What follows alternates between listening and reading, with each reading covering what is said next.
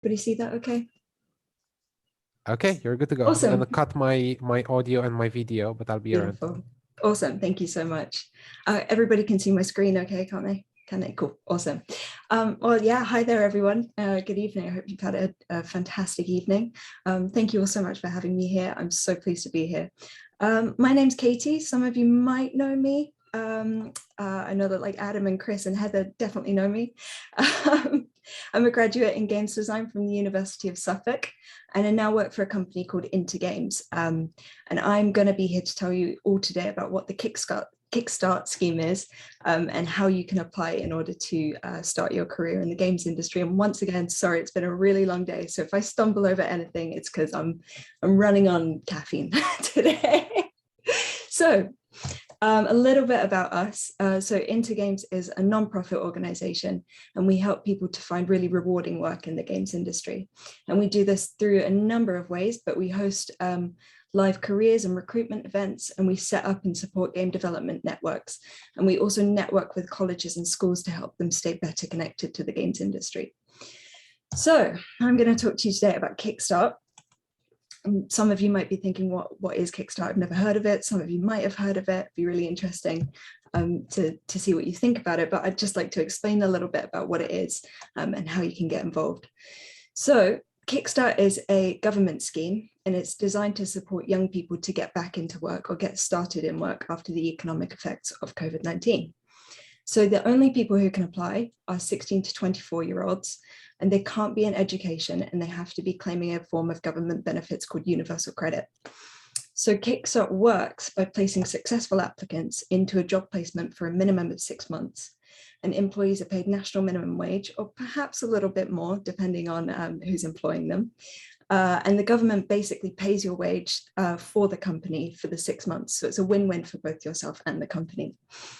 And the reason why I, in particular, am talking to you about this today is because I'm actually a Kickstart employee working for Games. So I've been through all of the application process before. I know what it's all about. And I just kind of wanted to break it down to you all today and show you how easy it is.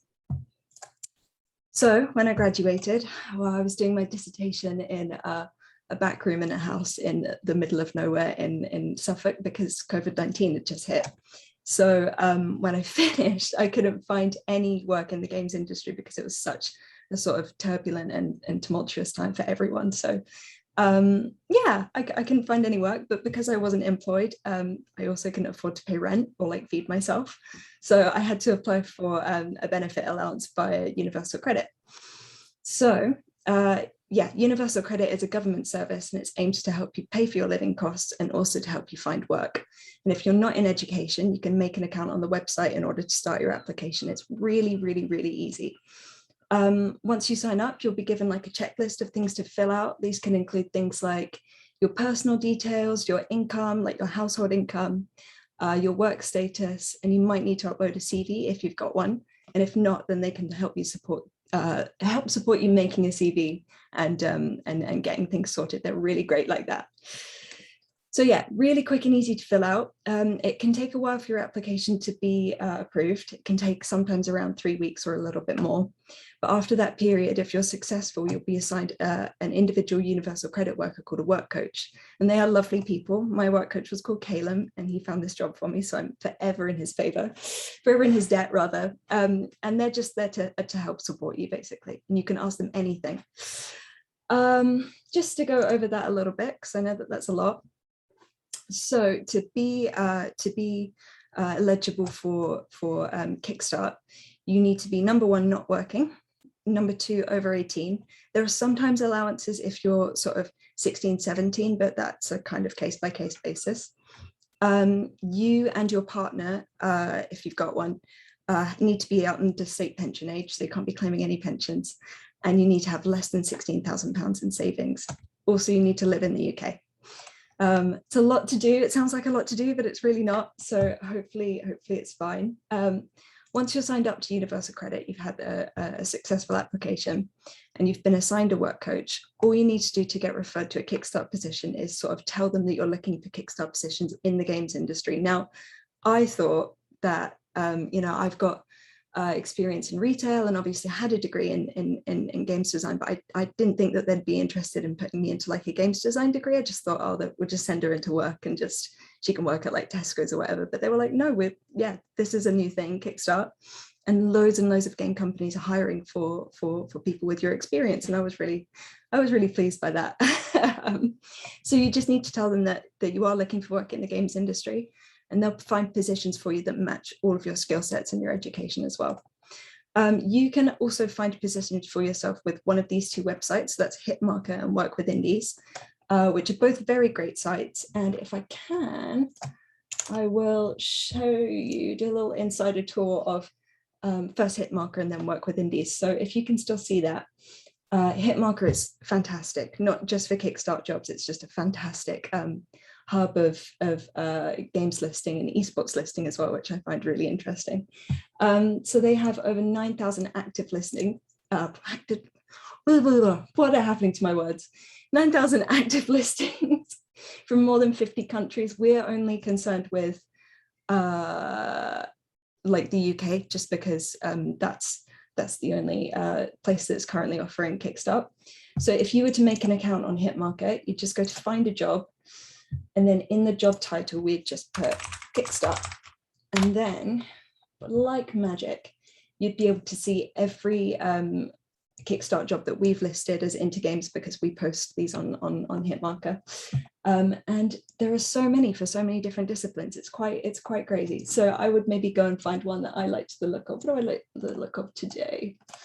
I quite like the look of junior producer position at Blazing Griffin, who are lovely, by the way. And you just have a look.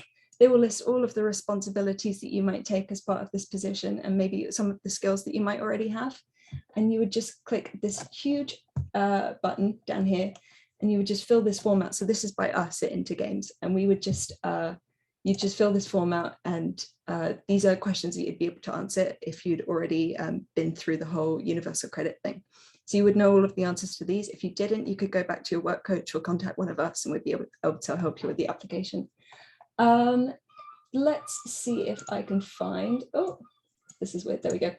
Work with Indies is pretty much the same. It's just Work with Indies is more focused on indie game development and stuff. And sometimes they don't have as much, but we can have a look and see what they've got. So I would just type Kickstart there in the Work with Indies box. And what have they got? Oh, they've got a Q&A production assistant. And you'd know if it was a Kickstart job because it would have this huge blue banner on it. And it's pretty much the same. Scroll through, see what they want, see what you can offer. And like they've got like all of the stuff that they do, which is great.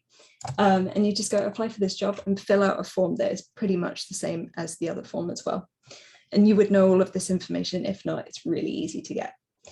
So once you found a job that you like the look of, you can either apply through that way, or you can ask your work coach to refer it to you. And a Kickstart referral is essentially just like applying for a regular job. Depending on what the position is, you'll probably need to write a cover letter and make a CV, and you might need to attend an interview if you're successful as well. So yeah, my interview, I had it the day before the interview closed, and then the next morning they told me that I got the job. So it was it's quite a whirlwind. Hopefully yours won't be as whirlwind as that.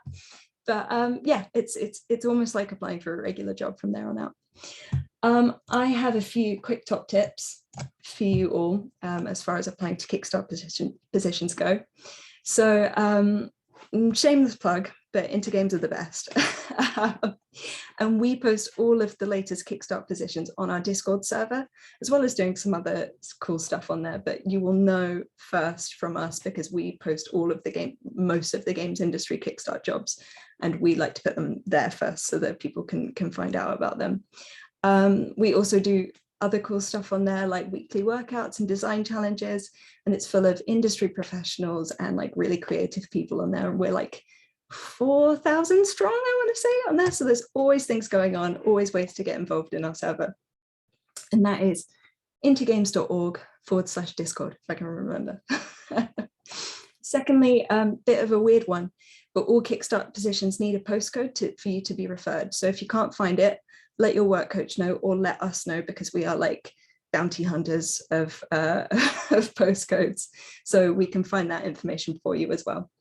And when you're filling in your application, you need to make sure that you add the full name of the company and the job title that you're applying for, along with all of the open roles that you're interested in and the associated postcode like before. So yeah, sorry, lots to get through there. Ultimately, I guess the Kickstart scheme is there for you to gain some incredible industry experience. It gives you the opportunity to network with professionals in one of the best sectors in the world. And it really provides the chance to hone in and develop your skills in the games industry.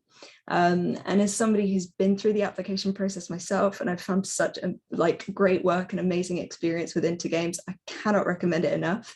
And I do hope that you'll give it a try. And you can always feel free to contact a staff member at Into Games, and we'll do our best to answer any questions that you might have. I'm going to send this deck. Hopefully I can send this deck out as well, so you can click all the links and see who you can contact as well. We can always help out. Sorry, that was a bit of a whirlwind tour. Thank you so much for having me. And if anybody has any questions for me right now, because as I say, I've been a bit frazzled all day and I might have missed something, please feel free to shoot them at me. Thanks a lot for that. Let me just start my video. Thanks a lot for that, Katie. No I think, worries. yeah, feel free to stop sharing and put the link in the Yes. in the chat.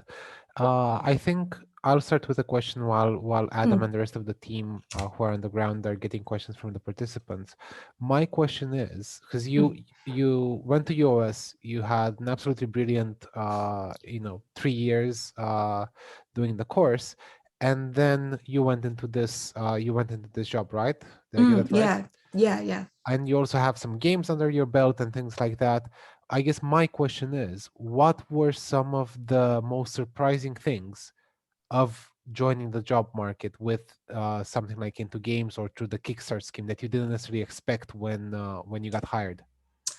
Oh, I think so I had, so in between me graduating and joining the position that I did now, I did transfuser, and we got to stage 2 of transfuser, and then I did some freelance work as well. Yeah. So I guess I was at that time applying for games industry jobs, and I got the position at Into Games, which wasn't maybe not necessarily like, it's not an industry job, but we are technically recruitment in the games industry, right? Yeah. So I didn't really expect to be using all of the skills that I had learned in my education and in the time that I'd spent freelancing to do my day job that I do now. I'm still really I still get to flex my sort of creative abilities, really think on my feet and stuff. So I guess, in my current position, which is very sort of specific to me, I didn't expect to be still be doing game dev, if you see what I mean, or still be doing something that was really creative. So I found that very surprising. What else did I find surprising about the whole process? I just, I think I mentioned it before, but I think I had this stigma that universal credit I was just going to go on and they would put me into the first job that they saw for me, right? And like I mentioned, I have loads of, I worked in retail for 4 years, and I had loads of retail experience, but I thought that they would just be you need to stop, number one, claiming taxpayer money, and we just need to put you into the first decently paying job. And I honestly didn't consider that they would consider for me industry jobs. So I think that's one of the stigmas about universal credit that we need to break down, is that they are there to help you in your actual career if you kind of know what you want to do. So with the job center, were you registered with the Ipswich one then? No, because I live in Brighton. So after university, I moved back down to Brighton, and then I claimed at my local job center, which is Hove, actually. Interesting. All right. What advice would you give to your first year self? Oh, my first year self. Adam's there. He's like, okay, we're going to record this and send it to all of the first years on October the 1st. Yeah, my first year self. Definitely to make as many friends as possible, or maybe not make as many friends, but speak to everyone, because everybody's in the same boat in first year. You're all a bit scared, you're all a bit excited. And I think that my gut reaction in my first few weeks of first year was to kind of keep myself to myself and scope things out a little bit. But actually, I just wanted to speak to everyone. I wanted to speak to all of the programmers. I wanted to speak to all of my fellow designers. And I wish that I kind of would have done that sooner, because what I learned by the end of third year is that you make good games when you know everyone, kind of thing. You can identify the people who you would really like to work with throughout those 3 years, so that by your third year you're making like amazing games. Yeah, the age-old networking is really Oh, important, and it's that's so how. true though. Yeah, it is. It is. Yeah. Do you recommend game jams? Oh, so much, so much. We were actually talking about this today in our kind of downtime at, at the Intergames job fair, but I cannot recommend game jams enough. I only did my first one actually when I was in third year, and I really wish that I would have gone back in previous years and done Global Game Jam and everything else basically in my first 2 years at uni, because I think I was saying today that the good thing about game jams is that you can take maybe a specialist area like maybe audio or art and stuff that you kind of just want to give a go. You might not know that it's for you, but you're kind of like, oh, I can draw, so why don't I do art or something? And it puts you in a real pressure cooker environment to test those skills.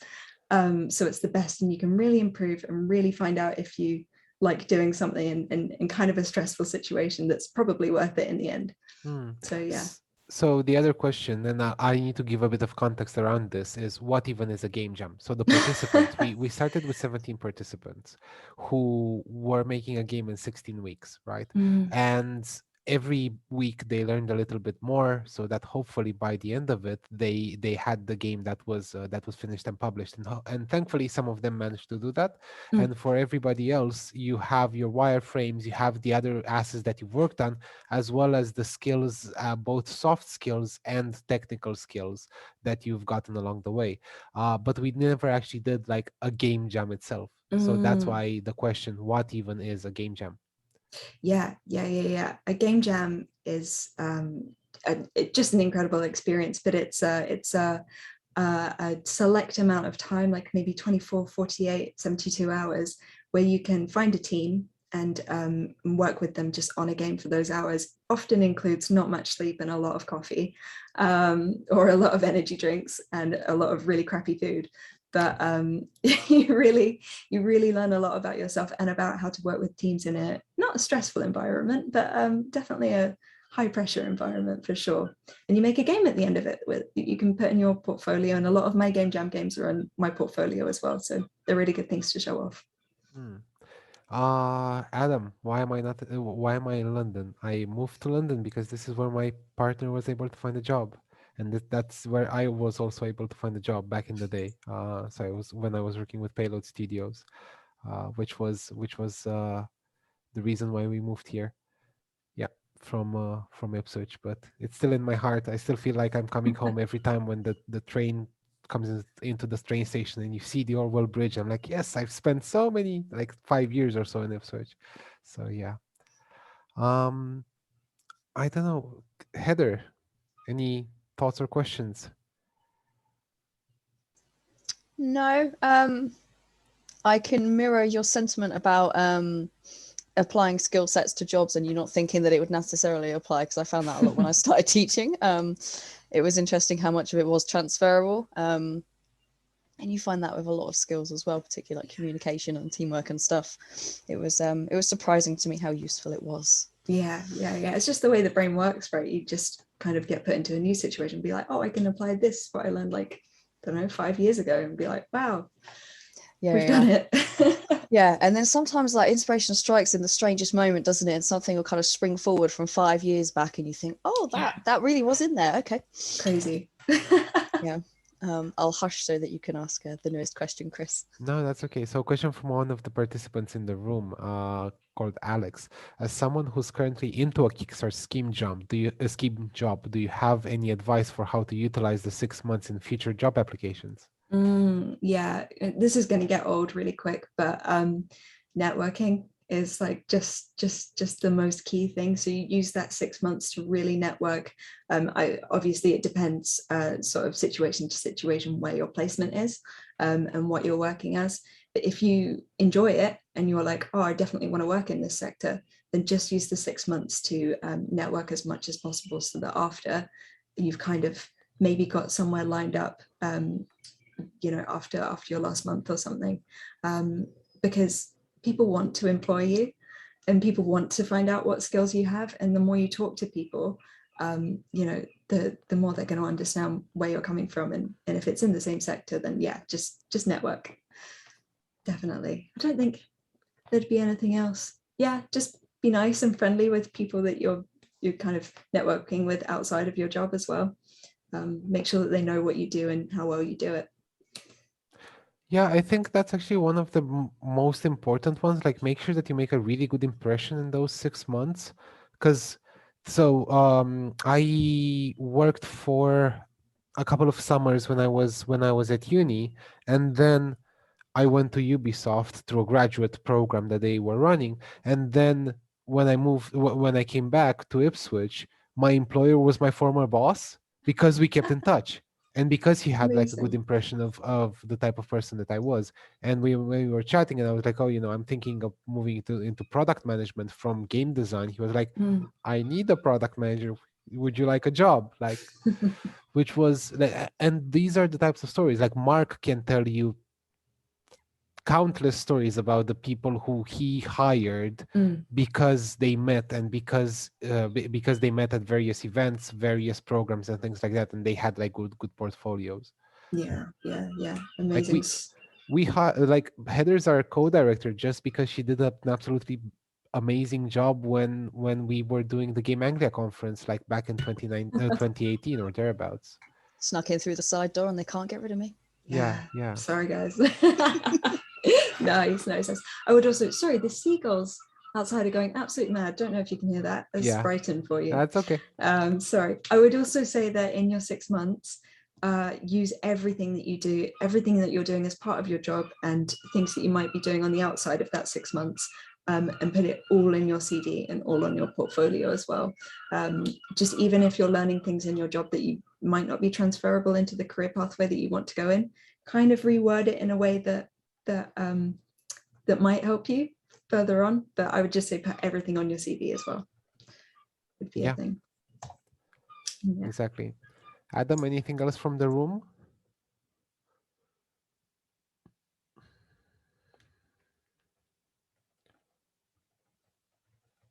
Okay. Right. Any last advice, Katie? Oh, I don't know. Good luck. And well done for making, for doing this like weeks and weeks long course, and good luck with everything. You can use your skills everywhere. I'm so passionate about transferable skills. It's crazy. But, even if you haven't made a game at the end of it, like Chris said, those skills can be used anywhere and anywhere. Anywhere and anywhere, anywhere and everywhere. So yeah. Brilliant. Yeah, definitely. Keep going. Awesome.